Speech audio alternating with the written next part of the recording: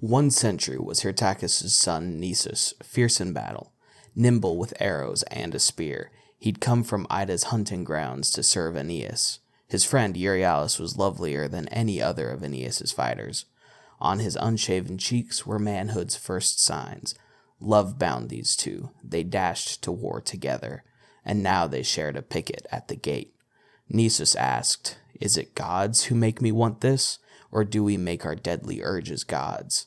A long time now I've thought of taking on some fight or other great thing. I'm so restless. You see these overconfident Rutulians at scattered, glinting campfires. There they sprawl, melted by wine. It's all so quiet. Listen to what I might do. No, I've now decided. Leaders and all, the whole camp wants Aeneas to know what's happened and return to help us. For a pledged prize, to go to you, for me, glory's enough. I'd find a way around that ridge to reach the fort at Pallanteum."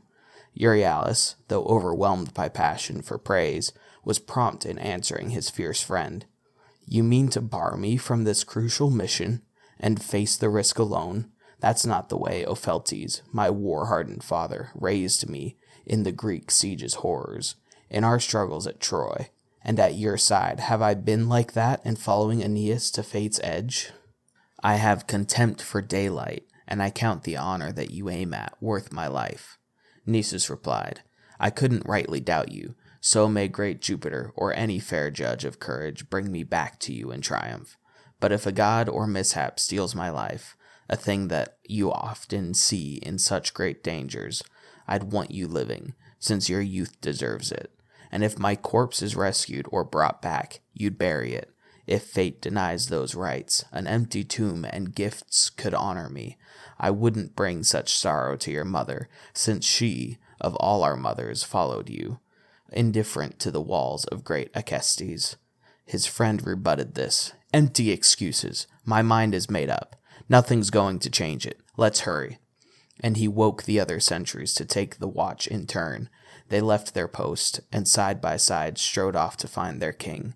All other creatures on the earth were sleeping, their cares dissolved, no hardship in their minds. The Trojan leaders, picked men in their prime, were meeting about vital strategy. What should they do? Who'd bring Aeneas news? In the camp's central yard they gripped their shields, leaned on their long spears. Now Euryalus and Nisus pled for an urgent hearing. This would be worth it. Euryalus took the lead, welcomed the fervent youths, had Nisus speak. Hyrtacus' son began, "Friends of Aeneas, give us a thoughtful hearing. Don't regard our age. Our enemies are sunk in silence and wine and sleep. We've seen a gap to sneak through, near the sea, where the road forks at the gate. There the black smoke from scattered campfires rises clear to the stars. Just let us use this chance to reach Aeneas at Pallanteum's fort. You'll see us here again soon with our spoils of a great slaughter. No, we won't get lost. From hidden valleys where we hunt, we've seen the outskirts. The whole river is familiar." Aletes spoke, age-burdened, ripe in judgment. "Our fathers' gods, forever ruling Troy, you can't mean to destroy us utterly. You've given our young men such valiant spirits." Speaking, he turned to each and clasped their hands and shoulders. Tears were gushing down his face. "What prizes, warriors, could I think worthy of your heroics? Here's the first and finest, the gods' approval. Prompt rewards will come too, from good Aeneas and Ascanius. The youngster won't forget such vital service." The prince concurred. "Father's return alone can save me. By our city's great gods, Nisus, Assaracus' god, white-haired Vesta's shrine, I'm trusting all my fortune, all my hopes to you. Bring back my father, let me see him. What can we fear when he's with us?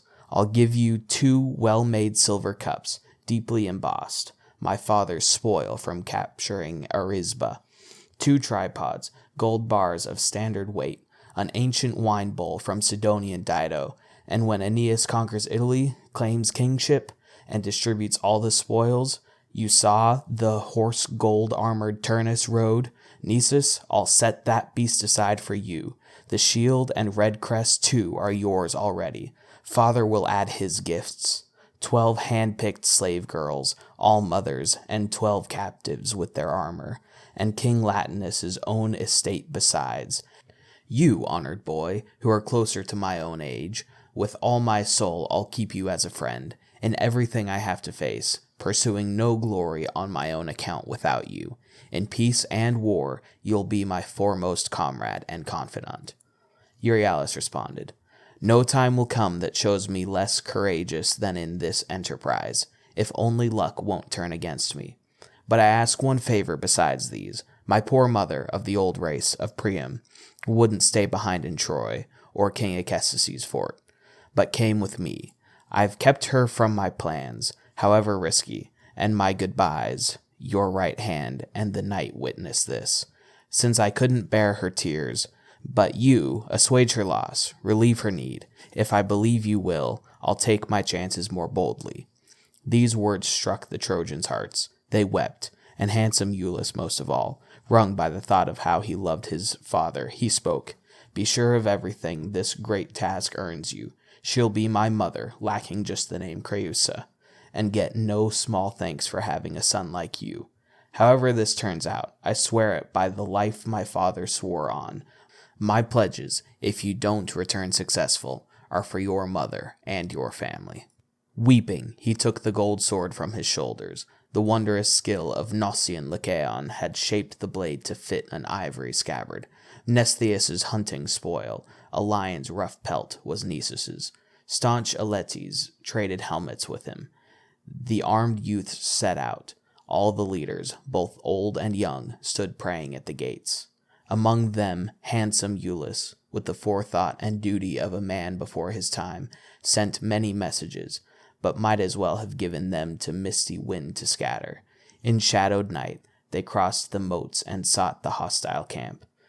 Many would die before them. Randomly, on the grass, men sprawled in wine sleep, and chariots stood upright on the shore. Among the reins and weapons, wheels and wine jars, soldiers were lying. Nisus broke the silence. This is our chance to strike, Euryalus. Come on this way, and look around and guard me. Make certain no one follows where we go.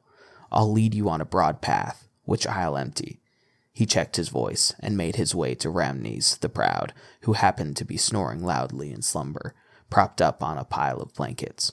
A prophet, Turnus' friend, a king himself, but prophecy would not prevent his death. 3 slaves were slumped among the weapons. Nisus stifled them, also Remus's page and driver under the team, whose drooping necks he cut, then lopped their owner's head and left the bodies sobbing out blood. Warm, black, it soaked the bed and ground. He then killed Lemyrus and Lamus and handsome young Serranus, who'd stayed up to gamble and lay beaten by the wine god. Too much for him. It would have been more lucky for him to go on gambling until dawn. Nisus was like a famished lion raging in crowded sheep pens, gnashing, dragging soft beasts into their mute terror, roaring with his red mouth. Euryalus blazed just as fiercely. Killing, rank-and-file soldiers never saw him coming. Phaedus, Herbaceus, Abaris, and Rhotus. No, Rhotus was awake through all of it, and shrank in fear behind a giant wine jar. He rose to fight. From close at hand, a sword thrust to the hilt and came out, dripping death. He spewed his soul in wine-stained purple blood. His killer carried on in eager stealth. Now he was making for Messapus' camp, its dying outer fires, its horses tethered, cropping the grass. But Nisus, when he sensed the boy's blood-greed grow out of bound, spoke curtly. We need to stop. Light's coming and could catch us. We've hit them hard and made our way beyond them. They left behind there many splendid weapons of silver, mixing bowls, and lovely fabrics. Euryalus took Rhamnes' gold-bossed sword belt and badges. Wealthy Caedicus had sent them to Remulus of Tibur to befriend him from far off. This man left them to his grandson, after whose time Rutulians plundered them. And now they hung from powerful, doomed shoulders. Messapus' helmet, with its showy plumes, fitted well too. They left the camp for safe ground. Vulcans, just then, came from the Latin city with a response for Turnus, and 300 cavalry with their shields. Aside from them, their army was deployed across the plain. Nearing the walls, they saw, off in the distance, the young men take the path that headed left. In the dim, glimmering light, the shining helmet, forgotten by Euryalus, betrayed him.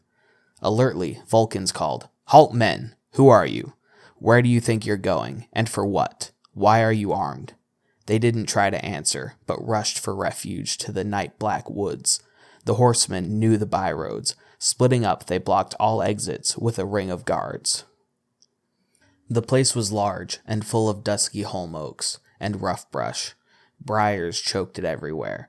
Only some sparse trails showed, vague cattle tracks. Euryalus, weighed down by plunder, stumbled through branching shadows. Fear befuddled him, but Nisus didn't notice. He escaped and passed the place now called from Alba, Alban. The lofty pens for King Latinus's herds were there. He stopped, looked back, and his friend was gone. "Where did I leave you, poor Euryalus? Where should I look?" Back through the knotted path, the maze of woods, he went, tracing his footprints where he could see, and wandered in still thickets. Horses' tread, clanging, signals, "The pursuers!" Before much longer, shouting reached his ears. He saw the whole force rush Euryalus and overwhelm him. Though he struggled hard, the dark, deceitful spot had left him helpless. But what could Nisus do? How could he strike to free the boy? Perhaps he ought to plunge into their swords, a quick and noble death. He'd hurl his spear. He swiftly drew it back and gazed up at the moon above and prayed, "Be with me now, Diana. Help my struggle, keeper of the forests, glory of the stars. If for my sake my father brought your altar his gifts, and if I hung your temple roof with beasts killed in my hunts to honor you, then guide my spear and let me rout this band."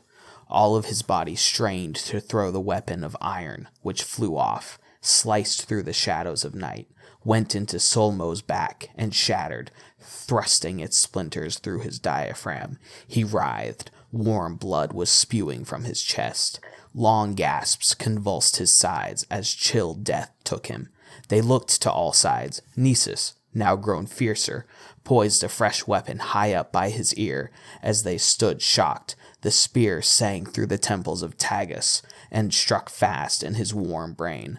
Vulcans, beside himself, still couldn't see the spear's source and attack it in his fury. He told Euryalus, "Then you can pay for both with your hot blood." He drew his sword and strode up. Nisus shouted, wild with terror. He couldn't hide in darkness any longer. He couldn't stand such agony. "It's me! I'm here! I did it! Turn your swords on me! It's all my fault! He didn't dare! He couldn't!" The sky and the all-knowing stars can witness. He only loved his luckless friend too much. He spoke, but couldn't stop the spear that rammed into Euryalus' ribs and split his white chest. Dying, he thrashed. His lovely limbs and shoulders poured streams of blood. His neck sank limply down. So, cut off by a plow, a purple flower faints away into death. So, poppies bend their weary necks when rain weighs down their heads. Nisus ran in among them, but he aimed for Vulcans only. That was all he wanted. Enemies mobbed in close on either side to drive him back. He fought on, lightning sword whirling. With this he pierced the shouting face of the Rutulian, paying with his own life. He was stabbed through and through, and hurled himself on his dead friend, to find his rest and peace. Lucky pair, if my song has any power, you'll be remembered while Aeneas' children live near the capital's unmoving rock, and while a Roman father has dominion.